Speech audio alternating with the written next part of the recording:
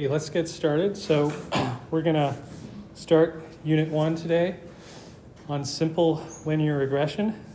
As you'll see, this is a really simple approach to the problem technically, but still there's a lot to talk about just because we're just starting out. So the format of each of our lecture units is that we're going to have a motivating example, which is going to come from a real data set. And there's going to be a piece of demo code, or maybe more than one piece of demo code that sits on the GitHub repository that goes through a lot of the concepts from the lecture, applies it to the demo, generates plots that we'll then use in the lecture, and we'll also refer to some of the demo code in the lecture just as a way of teaching you a bit about how to do things with Python for machine learning. So for this very first unit, the demonstration code focuses on the problem of predicting automobile miles per gallon fuel economy. And so the demo code is here. You can find it on the website.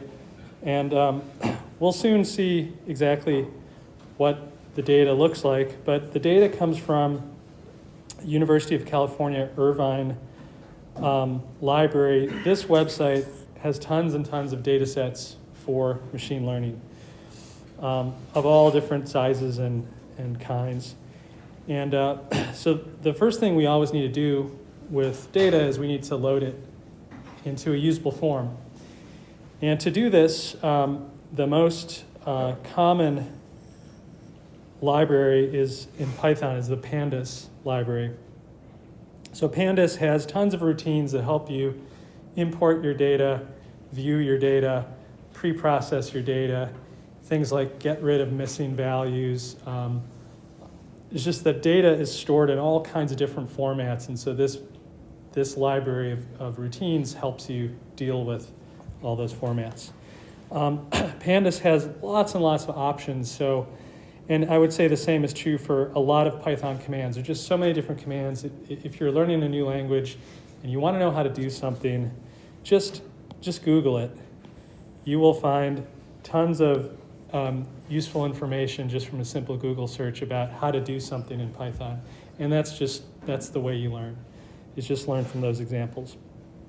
Okay, so with regard to pandas, the read CSV, CSV file means a comma separated value file. So read CSV, that's the command that loads in the data and creates pandas internal representation, which is called a data frame. So a data frame is an object, and what that means from object-oriented programming, an object is like a repository that has many different parts to it. So this object, in this case, for example, has df.values. Those are going to be the numerical values of the data set, and these are going to be stored in NumPy format. NumPy is like the linear algebra library for Python. Then df.columns, if df is your data frame, df.columns has your column labels, and df.index has your row labels. So we'll take a look at this on the next page. So here's the result of just screenshots of the demo. So here's the pandas read CSV command. Before we even look at that, let's look at this. So what you have to do with Python is, because a lot of the different Python commands are in separate libraries, the very first thing you do in Python, in a Python file or your Jupyter notebook, is you have to load the libraries you're going to use. And typically when you load them, you abbreviate them so that you can refer to them with just a few characters. So here we're going to import the pandas library, and we're going to abbreviate it as PD. Import NumPy, abbreviate that as NP. And then over here you can see, in order to access the read CSV command, we have to do pd.readCSV. So that loads in the data. Now, if you look at the arguments, you can see a bit more about how we're loading in the data. So first of all, it's coming from this external web address, and this is at the UCI archive. And you can see this is the actual file, auto-mile-per-gallon.data. Now we have to tell it a few other things in order so that it knows the format that that data is in so that it can load it properly. And that's what the other options here are. So header equals none. So somehow when they stored this, there was no header. Delimiter white space is true. That has to do with how are the numerical values separated? Are they separated by white space? Yes. And then what about the names of the different features or predictors or columns in our data set? So those are actually not supplied in here. So we're going to supply them separately. We're going to make a vector or an array of strings, mile per gallon, cylinders, and so on. And once this is created here, we're going to set the names column to names being that array. And finally, how do we handle missing values? Or how does the data set handle missing values? It handles them using question marks. So anyway, for any given data set, you have to sort of play around with these parameters in order to get it loaded properly. Once it's loaded, you can see we've created this data frame object. So this object has a bunch of different containers for data, but it also has functions associated with it. So when we do this df.head, we're actually calling the head function, and we're telling that function, print out the first 6 lines of this data set in a nice format, nice readable format, and that gives us this output down here. And so the way that Pandas organizes the data is each one of these rows is like one sample in our data set, and here, as you go down the rows, those are different samples. And when we're talking about a sample, we mean this collection of information. So in this particular data set, each one of these samples is about a particular model of a car. And it has the name of the car here, it has the year, it has the acceleration, it has the weight, horsepower, displacement, number of cylinders, and the miles per gallon. So that's how this data set is structured. And if you think about it, you can make all kinds of different machine learning problems out of this data set. You can say, well, what if I want to predict miles per gallon based on these other things? But you could also say, what if I want to predict acceleration based on these things? What we're going to do for this particular experiment is we're going to try to predict miles per gallon from different single other well, we're going to call them features, from other different single features. In later units, we're going to try to predict something like miles per gallon jointly from many other things. But for now, it's just going to be predicting from one other thing. Okay, so the first thing you should always do whenever you get your data downloaded is just try to visualize it so that you can, because humans, we're pretty good at noticing things. You might notice peculiar things about your data that, you might even notice that something must have gone wrong because nothing is really making sense. But anyway, so what we're going to do first is we're going to plot miles per gallon versus displacement. So that's, again, just plotting this column versus this column. Now, how are we going to plot things? In Python, there's a few different plotting libraries, but the one that's most used is called matplotlib. And this has commands that are almost identical to MATLAB's plotting commands.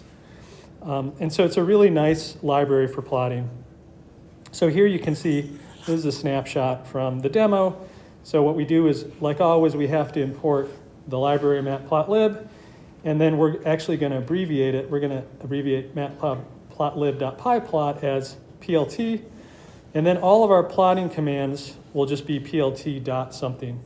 And if you look at these, if you're familiar with MATLAB, you'll notice that this is exactly MATLAB syntax. Okay, so if you're familiar with MATLAB, matplotlib's super easy. Okay, so how did we make this plot then? Well, there's many different ways to do this. Here, just to show you kind of a few different ways, we made a string, displacement, and now our data frame, remember that our data frame knows that displacement refers to this column. So we can access it using that string displacement. So here's our data frame, df, and if you say data frame x string, where x string is displacement, it loads in that column of numbers. And now there's different ways to represent columns of numbers in Python. We like to use NumPy. So we're going to create a NumPy array out of that. And once it's a NumPy array, it gives us a lot of other functions that we can apply to it. It's a really nice format to be in. So we're going to make this NumPy array of x. We're going to make a NumPy array y from the miles per gallon column. And then here we're just going to plot x versus y, where every point is going to be represented by a dot. And so that's how we get this plot. And you can see we also label the axes, and we make the grid lines and so on. Okay, so that's just how we do it. Now let's take a look at the data. What do you see when you look at this data? Does it look like you can predict miles per gallon from displacement? What do you think? Here's the same plot again. And here's a few other plots. This is miles per gallon versus horsepower and miles per gallon versus acceleration. So if our goal is to plot miles per gallon versus displacement, roughly speaking, intuitively, how would you do it? Does anybody want to volunteer a guess? Draw a line. Draw a line? That's a good idea. We could draw a line. Any other ideas? Maybe something a little better than drawing a line? Didn't hear. A curve? Yeah, we could draw a curve. Maybe that would work slightly better. Yeah, so that is basically, that's it. We can essentially construct some sort of function, some prediction function, such that when you tell me I want to know what the miles per gallon is for a given displacement, I can just look up the prediction using that function. So that is the approach we're going to use. Now, this particular unit, since we're just starting out, we're going to do the simplest method possible, which is a line. So that's what we're going to focus on for now, and talk a little bit more about why in just a moment. But what's interesting is if you look at the different plots here, you can see that this approach to fitting with a line might be more or less successful. Which of these do you think would give you the worst prediction from a line? The right one, right? Because the data is spread so far away from that line. So we're going to make all these notions more concrete as we go through this unit. But that's right, that's the right intuition. So starting with the linear model, actually, just starting with some terminology. We want to establish some terminology that we're going to use for the entire semester. But it's important to establish that now so we can talk about things in a meaningful way. Okay, so first, the variable that we are trying to predict, we are always going to call y. Okay. The variable that we are using for prediction, we're always going to label that with an x. So we're predicting y from x. Now, there's many different names for the thing that you were trying to predict. The one that we are going to use most often is going to be the target or sometimes the label. But if you look at papers or books or especially other fields, you're going to find that they use other terms, things like regressand, response variable, dependent variable. And it's a little bit important to know this so that when you read that other literature, you're not just completely lost. So it's good to know about these. Okay, the variable that we are using for prediction, we are going to most often refer to those as features or sometimes predictors, but they are also referred to as regressors, attributes, independent variables. So just be aware of the different terminologies. And for now, we are going to be predicting a scalar quantity y from a scalar quantity x, a single y from a single x. In the next unit, we're going to consider multiple x.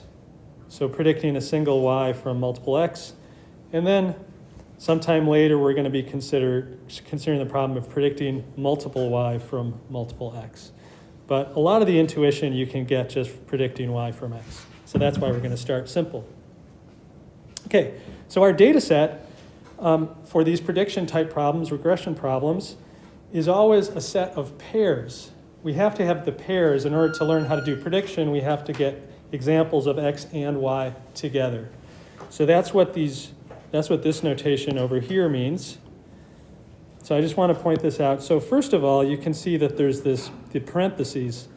The parentheses tell us that x and y come together as a unit.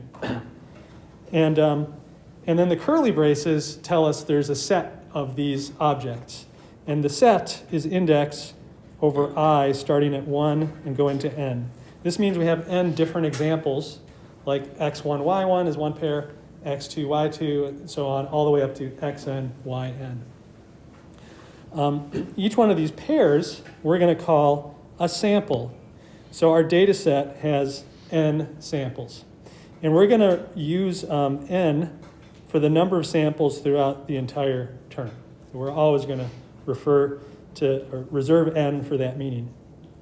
And finally, when we make a plot of these samples where we show all the xy pairs, we're going to refer to that as the scatter plot here on the right. So right, each one of these guys is like an xi, yi. And in total, there's n dots. All right. Any questions so far? Okay. So we've talked about doing prediction in various ways, and we said making a line is the simplest. And so mathematically, we call this a linear model, and we can write it down as y is approximately equal to beta naught plus beta 1 times x. So these two numbers, beta 0 or beta naught and beta 1, these are the two parameters of our model. These are the things we need to learn from the data. So when we talk about machine learning, we're learning these parameters from our data. Once we have learned their values, then we can use this model productively for predicting things that we don't have in our training data set. So once we know beta 0 and beta 1, and somebody gives us a new x, then we can guess what y is for that x. We can predict it. So, so here I just want to make a quick comment. Notice that we have x and y without the subscripts here, and then we have our data, xi, yi, which has the subscripts. Okay, so I just want to point out, so the data always has the subscripts, and those dots are the data points. But our linear model, this is something we are making up. This model holds for a general x and a general y. Okay, and so we're just making a distinction. The general x, general y, they don't have the subscript I.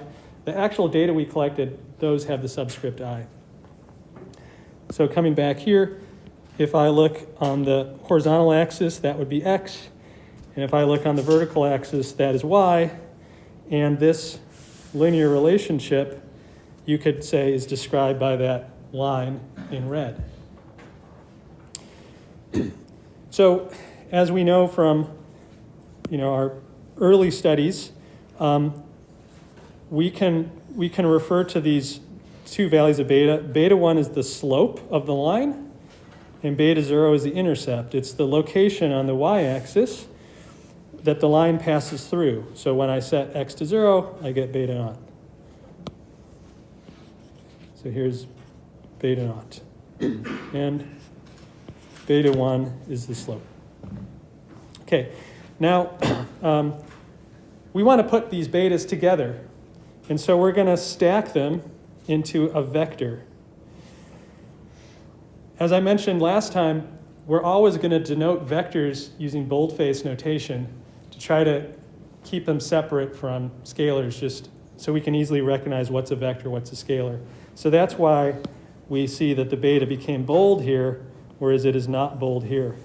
For scalar values, we're going to keep them as non-bold. So when you look at these values, you know immediately these are not vectors, these are scalars.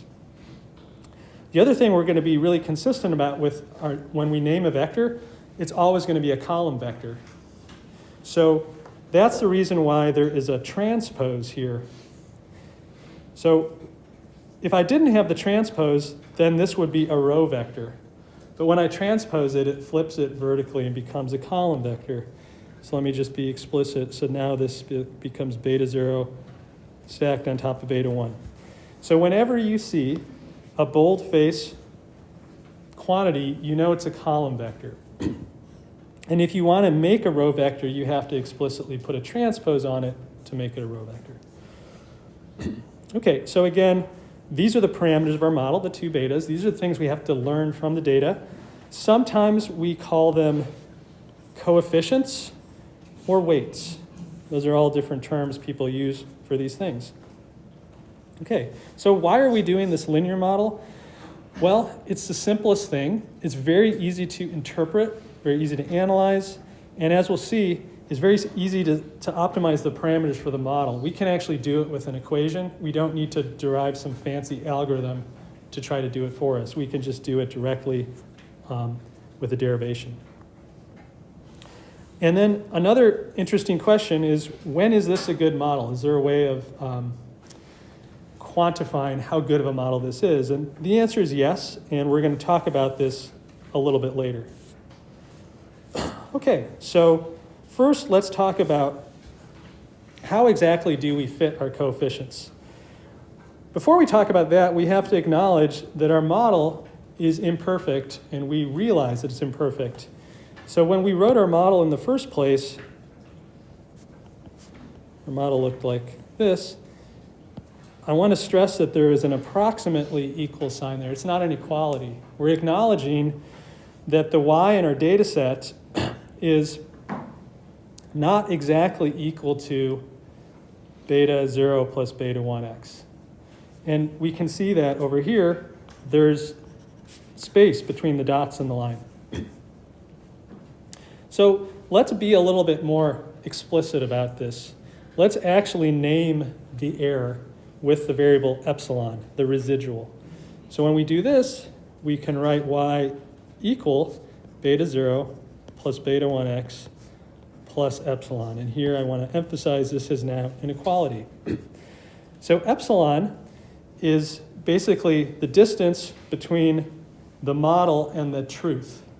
And when you look at the picture on the right, epsilon, the residual, is the vertical deviation, or epsilon I in this case, from yi to the regression line. So this is epsilon I. So now we have we've stated the model in different ways. So we have this loose definition which says y is approximately equal to beta 0 plus beta 1x, or to be more specific, y is exactly equal to beta 0 plus beta 1x plus this residual, this error term. Now, how exactly do we talk about this line? We're going to call that the predicted value y hat I. So y hat, that's not exactly y, that's just our prediction. That is exactly what's on this line here. And so if you look at the difference between y and y hat, that is exactly the residual. Residual is the difference between our prediction and the truth. Okay, so any questions so far? Okay, so sometimes when we write the subscripts I on things, that means we're talking specifically about the data we've collected. When we don't write the subscripts I, that means we're talking about just general data that might be out there we haven't collected yet. It's just kind of generally what we expect to happen. Okay, so now that we have explicitly described our prediction and the truth that we see in the training, we have kind of a target for which we can design our parameters. And so what we're going to do, our objective is going to be to minimize something called the residual sum of squares. So the residual sum of squares is sum over all our data samples of y hat I minus yi squared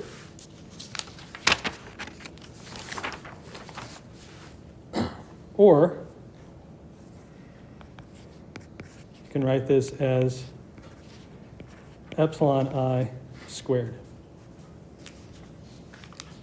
So it says that we want to, that we're going to measure the goodness of fit for particular hypothesized parameters beta 0 and beta 1 according to the sum squared error.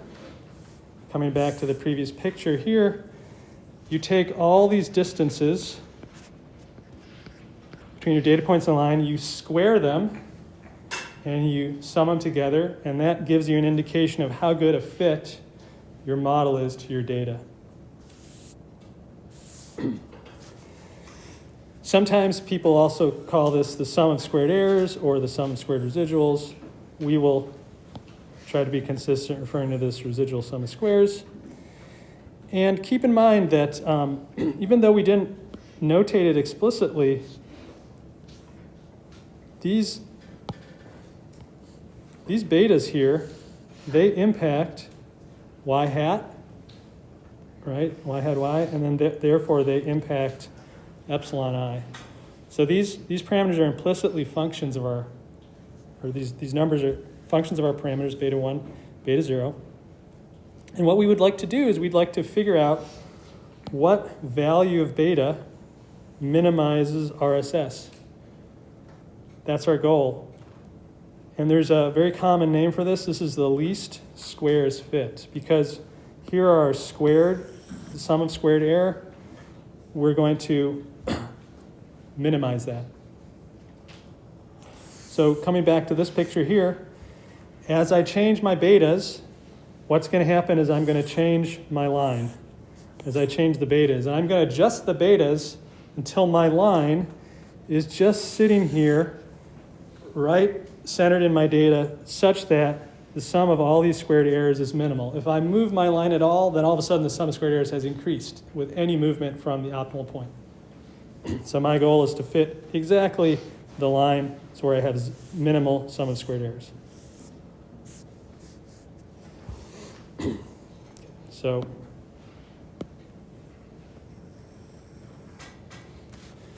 okay, so that's the idea. Is that making sense? Are there any questions on anything? Yeah. Is your residual a vector then? We could think of the residual as a vector if we stacked all those epsilon i's together into an epsilon vector. Sure, we could think of that. And if you do that, we're going to see this a little bit later on in the course, so this is not essential right now. But if you do that, then you can write this as the norm of that vector residual squared. That's how, because this we'll talk about this later, but this Euclidean norm squared is the sum of the squares of the components of the vector inside it. So you might remember this from linear algebra norms, but that's, if I made that vector epsilon, then that's how I would express the RSS in terms of it. But like I said, we'll cover this in a future slide. What's the significance of the delta over the equal sign? Oh, thank you for asking. That means definition.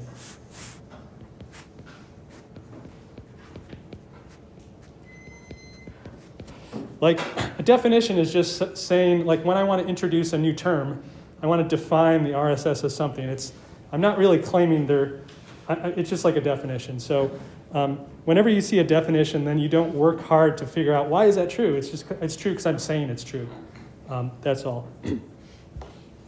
But yeah, thanks for asking. If any notation that's new comes up and I forget to describe it, please point it out and ask me. Yes? Did you do any kind of iteration to That's a great question. It turns out, we'll see in just the next few slides, we can derive the optimal beta exactly with one equation.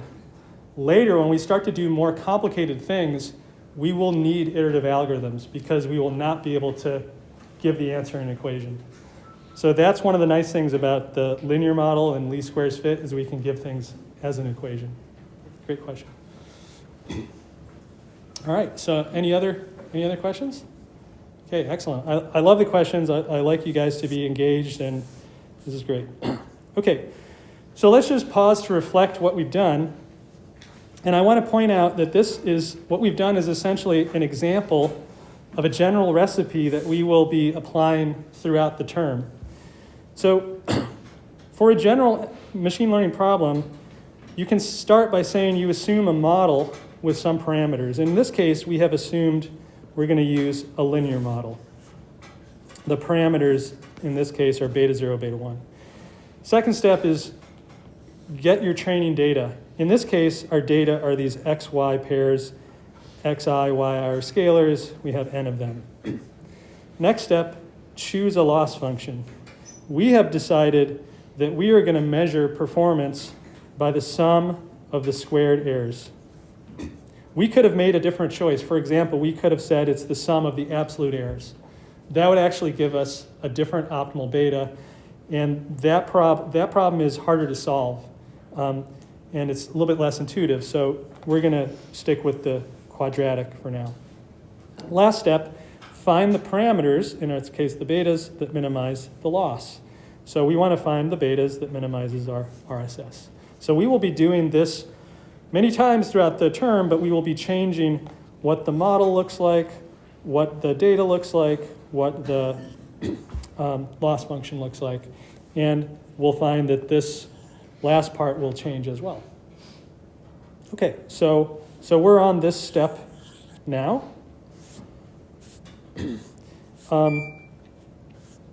But before we kind of launch into just all the derivation behind it, we're going to notice that if we summarize our data in a particular way, which is actually a very standard way, it turns out that with the summarized data, we will be able to express the solution very, very directly.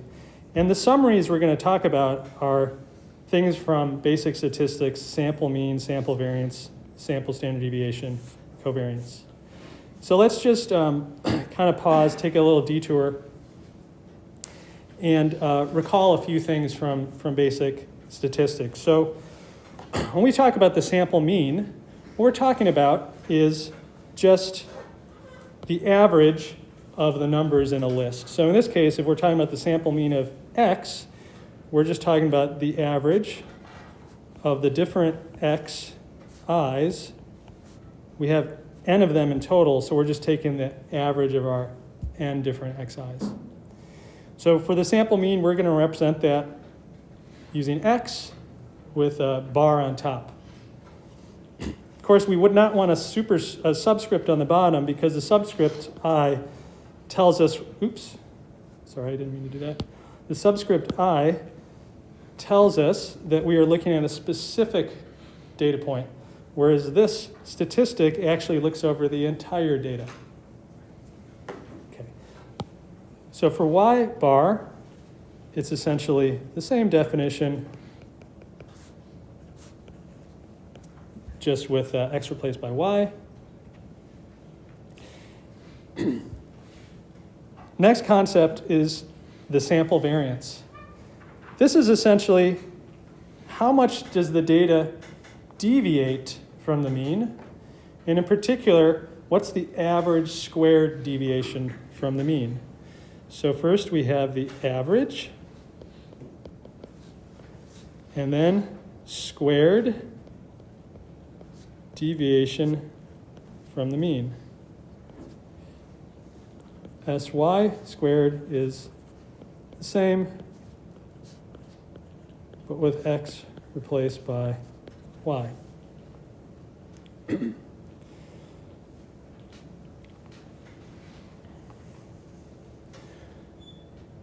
So if we want to visualize this, there's a plot here on the right that shows two different sets of scalar data. So if we look at what we have here is we have a histogram showing these are the different values. So they range from, looks like from about 60 to 120 here. And this shows us the count. How many were at 60, how many are at 70, and so on.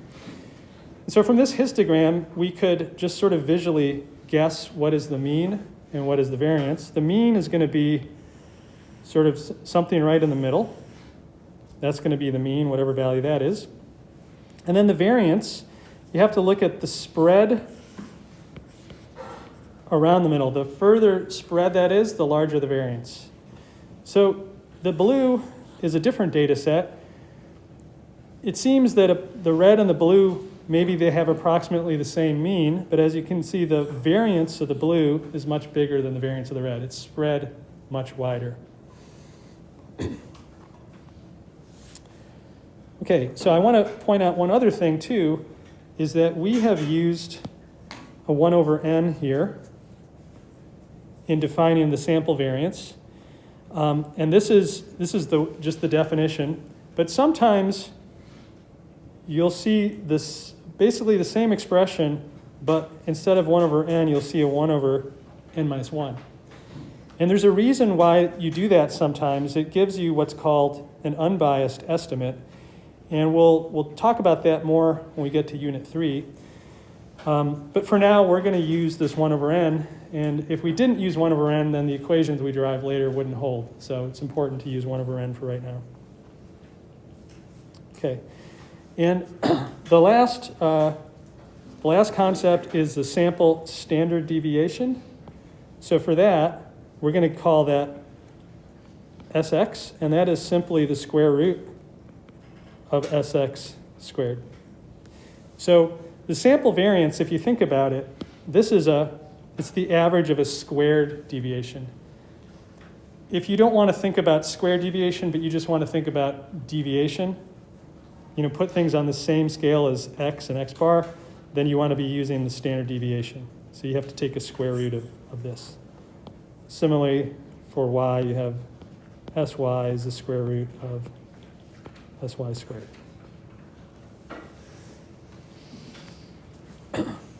Okay. Any questions? All right. Hopefully this is stuff you've all seen before.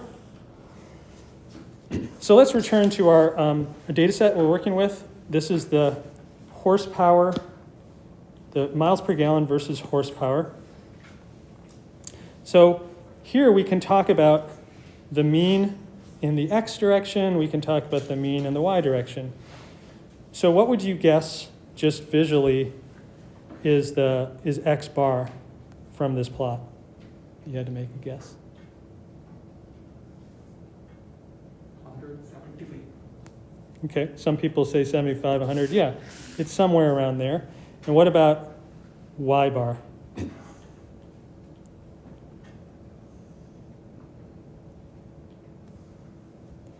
Y bar, anybody? 22. Okay, 22, something like this. Yeah, so basically you can think about it as like a center of mass. If you wanted to balance this thing, where could you put it so that it would balance? So what about the standard deviation? What would you guess the standard deviation is Sx? So this is the standard deviation in the horizontal direction. So we have to say, well, maybe the sample mean is around here. So on average, what's the spread around the sample mean? Maybe something like this, just guessing. So this would be something like that size, which might be about 20. Okay, so just to note, this is not Gaussian distributed data, but if you did have Gaussian distributed data, then it turns out that 68, so let me draw a little Gaussian. So 68% of your samples are within plus or minus 1 standard deviation. And 95% of your samples are within plus or minus 2, and so on. Okay, so we've estimated for our scatter plot, we've estimated these quantities, but we can also easily compute them in Python, and we can see how well our guesses turned out. So we're going to just do this manually. There's definitely ways to do this. There's other ways to do this too, but since x is a vector, the numpy.mean command just takes the average of all the samples in the vector, and we're going to store that in xm. And when we print out xm, we see that it's 104.47. So that's pretty close to our guess of about 100. And similarly, mean of y is 23.45. That's pretty close to our guess. And we're going to compute the variance explicitly according to the expression we derived, which is the mean of the squared deviation. So what's actually going on here is, so NumPy is smart enough to be able to subtract a scalar quantity from a vector. It basically subtracts that scalar from each element in the vector. This produces a new vector. Now, this star 2 will square every element of that vector, giving us a new vector, and finally we take the mean of those squares in that new vector.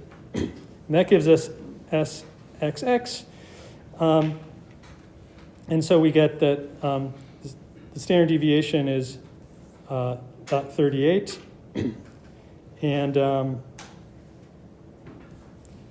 for S, the SY is about 7.8. So I just want to kind of caution you one thing.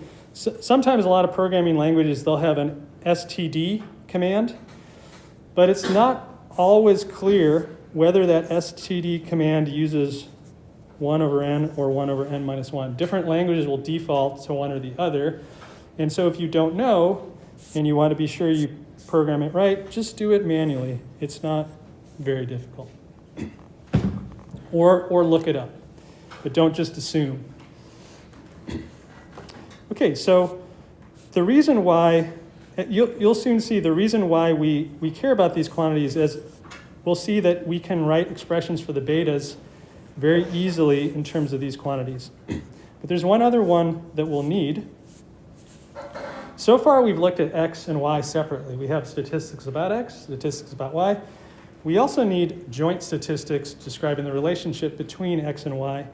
And the simplest joint statistic is the sample covariance. And the way that this is defined, it's the average of x minus its mean times yi minus its mean, that quantity averaged over all I. And essentially what this does is it gives us some indication of how related x and y, xi and yi are, those two data sets. So the particular value sxy, not only does it tell you how related they are, but it also is influenced by the variance of x and the variance of y. As you can see, like if I take my x data set and I scale all the values larger and larger, then this quantity will get larger and larger, which will make this larger. Similarly, if I make y's larger, this gets larger, and so does this. So to interpret the covariance, a common thing to do is to normalize it. And this gives you what's called the sample correlation coefficient, or the Pearson correlation coefficient. And it's basically just SXY divided by SX divided by SY. The nice thing about this particular statistic is that it's invariant to the scaling. If I make x twice as big, this correlation coefficient doesn't change. If I make y twice as big, correlation coefficient doesn't change because it affects the numerator and denominator equally. And furthermore, you can show that the value of this rho xy is somewhere between 1 and minus 1. It always has to be in that range. You can prove it using the Cauchy-Schwarz inequality if you want. But here's some pictures that give us some intuition about what this means. So if I have rho xy at the largest possible value, which is 1, that essentially implies that the x and y samples can be put exactly on a line. If rho xy is minus 1, I can put them exactly on a line with a negative slope.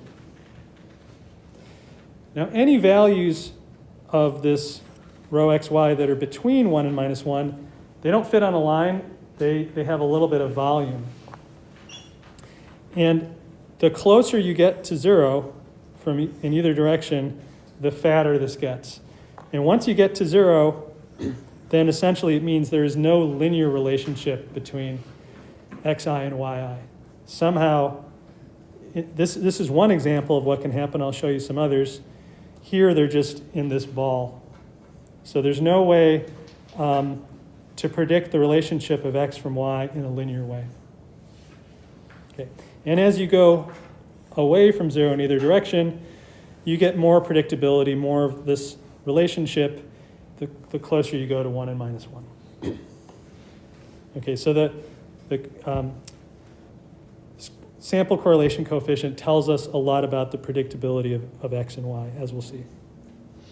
Okay, any questions so far on anything? Okay, so these are all the simple statistics we need. Just one last thing. Just for some of the derivations, it sometimes helps to describe, to write these things down in different ways. So we saw that the sample variance, the way that we defined it, was defined like this. Sx squared was the average of the squared deviation between xi and x bar, the sample mean. But there's another way to write it that often shows up, and it's really good to know about it.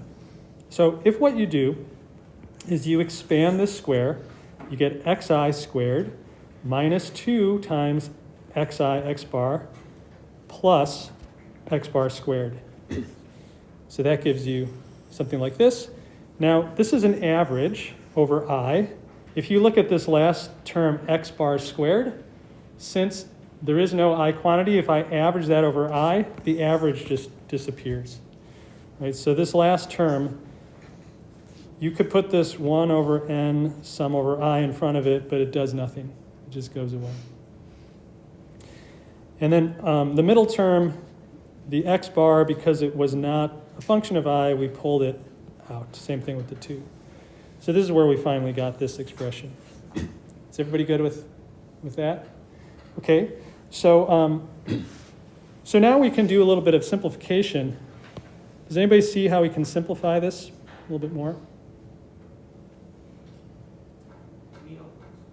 So what is this? Yeah, this is the sample mean x bar. So that means we have minus 2 x bar squared plus x bar squared. So the whole thing here is a minus x bar squared. So this gives us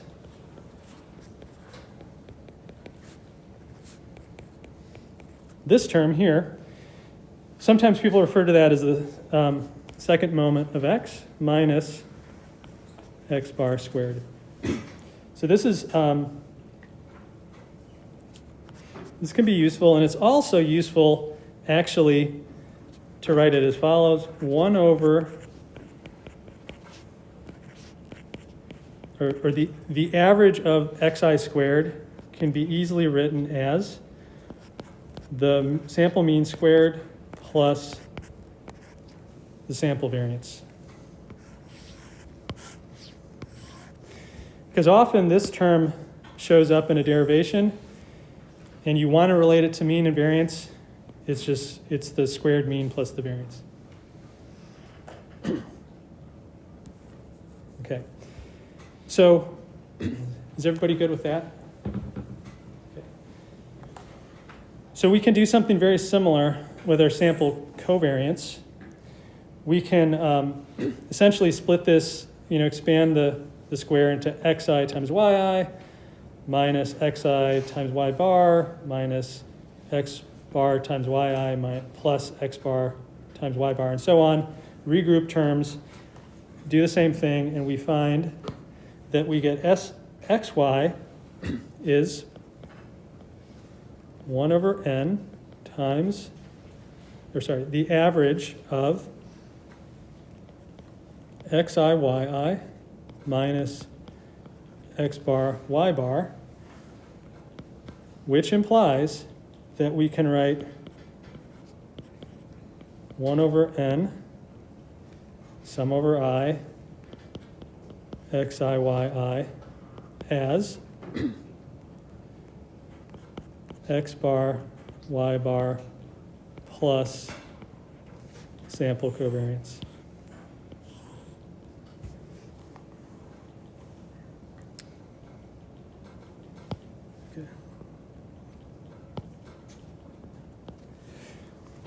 Okay, so again, two useful expressions that we will use just a moment.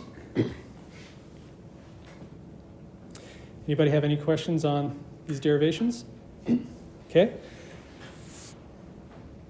And let's sort of summarize what we've done with the statistics.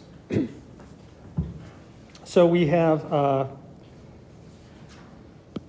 first of all, sample mean. If we're talking about the sample mean of x, call this x bar.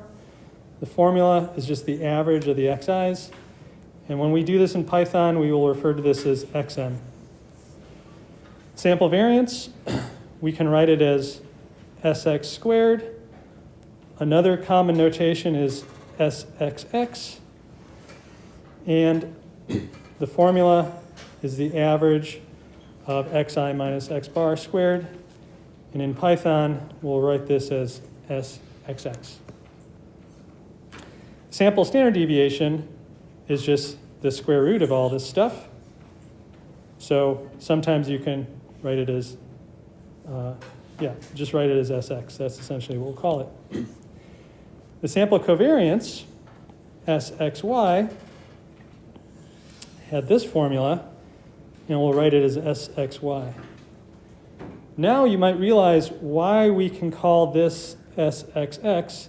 If you just replace the y's here with x's, like xi minus x bar, then this equation reduces to this. Right? So that's why the notation sxx makes sense. It's just like replacing this y with an x, and you get that. Finally, we have the sample correlation coefficient rho xy, which is sxy over sx times sy. And we'll call that rho xy. Okay. So we don't have time to finish this, but our next objective will be to finally figure out what are the weights beta 0 and beta 1 that minimize RSS. So in the couple minutes that I have left, I'm just going to tell you a little bit about this strategy. The strategy is something we're going to use over and over again in this course. And it involves computing a gradient, which is a vector of slopes, and setting that gradient vector to 0. So why do we do this? So here is a visualization of RSS. This is a visualization of RSS, and it's a little bit hard to see, but this is beta 0 and beta 1. So this shows you how the RSS changes as a function of my two parameters. Now, it may not be obvious why it has that kind of shape, but it turns out that because our RSS function is quadratic in the betas, it is guaranteed to have this kind of parabolic type shape in 2 dimensions. And it's always going to be curving up like this, not curving down. As it turns out, you can prove this. And if it's curving up, and my goal is to find the very bottom point in that curved paraboloid, one of the tricks I can use is if I'm right at the bottom and I look in any direction and I ask, what is the slope in that direction? So for example, what if I move to the very bottom here and I look in this direction, the beta 1 direction, what will the slope be in that direction, right at the very bottom? 0. The slope is 0, right? It's not increasing, it's not decreasing, it's exactly 0. Now what if I look at the slope in this direction at the same point, the very bottom? It's also 0, right? So in these two directions, I know the slope is 0. So what I can do is I can actually use this as a way of solving for the minimum. I can write this system of equations that says the partial derivative of RSS with respect to beta naught, which is basically just the slope in this direction, this direction, that should be 0. And the partial derivative with respect to beta 1, which is the slope in this direction, that should be 0. And what I can do next is figure out what these equations look like and then solve this system of equations, and I will get the betas that minimize RSS. So we're going to do this not only for RSS, we're going to do this for many, many other problems as we go through the semester. The reason this works, okay, number one, like I said, RSS is quadratic, which guarantees we have this shape. You can prove that the Hessian, which is a matrix of second derivatives, is what we call positive semi-definite. And if those two things hold, then the 0 gradient point is guaranteed to be a minimum. We're going to talk more about that later, but that's like the official definition. Let me show you just one other visualization of what's going on. So this gradient, this gradient is exactly this vector here. If you want to visualize that, you can actually make a plot of it. So here what is shown is at any point, at this point, this is showing what the gradient is. It's showing that little vector. And as you can see, as you move around, the gradient is always going to be pointing in the steepest direction uphill. So when I'm right over here, this is the steepest direction uphill. When I'm over here, the steepest direction uphill is this way. It's a little bit hard to see, but the gradient vectors, they're short, meaning that there's not much slope to them, but that's the direction they're pointing. And when you get to the very center here, the gradient is 0. So that's why there's no little gradient arrow there. But this quiver plot is another way of visualizing the gradient. And the gradient, as you can see, it actually changes. As I move around, the slope changes depending on where I am. Okay, so next time what we'll do is we'll do this derivation and we'll figure out exactly what the values of beta 1 and beta 0 are. All right, see you guys on Friday.